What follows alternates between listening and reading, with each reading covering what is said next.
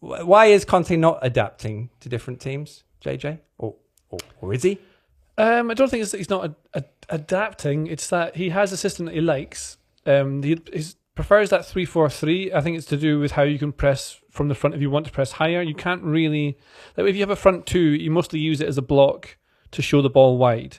So then you should be able to then put pressure on teams and maybe more of a mid-block by pushing the wing-backs up so you can get them at a certain point in the pitch. You're basically setting traps with the front two as a block. But it also means you want to get your best players on the pitch. You want to get Son and Kane playing. If you want to play a front two and the way you get support with width and the way that Conte wants to play, it doesn't suit a back four, although he did change during this game to, I think it was a 4-2-3-1 sort of shape, wasn't it, later on in the game, to try and get back into it. So he is sort of adapting, but I mean, there's an element of whether people know how Spurs play so well now, and if they don't play at the full intensity, if they don't play with all their best players, and they're not good enough to quite break a lot of these teams down, but they are third. Like they are, okay, the thing is it's quite boring to watch, because if you're not, I think when you were talking earlier about, like, they don't seem engaged a lot of the time. It's a lot of the time when you watch a football game and you're a fan, you're like, close him down, go and get that, like, make that stuff happen.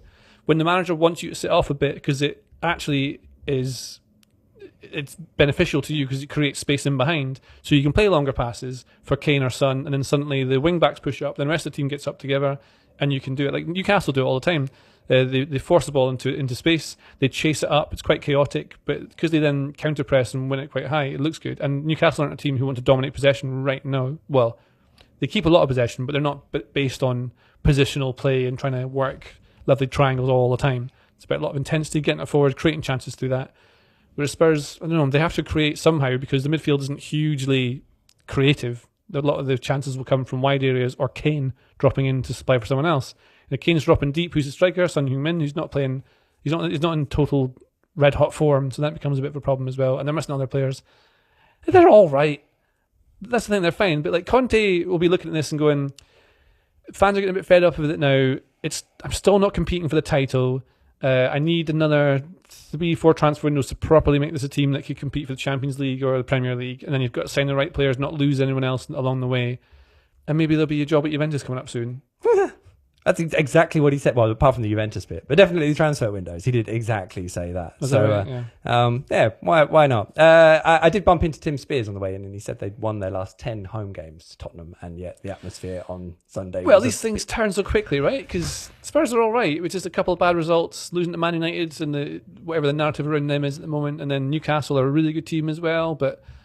Newcastle are great. We're going to cover that off by just saying they're great. I think part of the problem with the way that Spurs play in the Premier League is that there are so many really elite teams in the Premier League that when you're trying to encourage oppositions to push forward, the problem is you can get bogged down around your own box. And this is what we saw with Manchester United. Like the Spurs allowed Manchester United to progress the ball forward to the edge of the area. Okay, Manchester United had a lot of very sort of speculative efforts from around the edge of the box.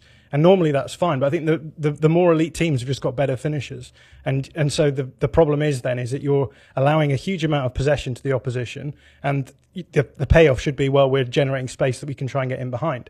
But if they're going to pick up a couple of goals from the edge of the box just from you giving them space there, then you've got a lot of work on your hands to try and claw that back. So I wonder whether or not, like, moving from Serie A to the Premier League, there's maybe league effects that are at play here, which I think a lot of people will say, oh, here we go, someone talking about the Premier League being the best league in the world. But the fact of the matter is the talent level in the league is, I think, higher, and there are teams who can cause problems in a way that I don't think Conte's really had to deal with at this level. He did win the league with Chelsea, though. I mean, and he probably turned them around midway through the season. And yeah, if you go back and have a look at that season and look at the teams that they were beating, like, incredible to compare what the Premier League was back then to what it is now. So there's a run of games where he's playing like West Brom, Swansea, Stoke, Burnley, like lots and lots of. I mean, they're a bad team. Won the league? 2015, I think. Was it? Yeah.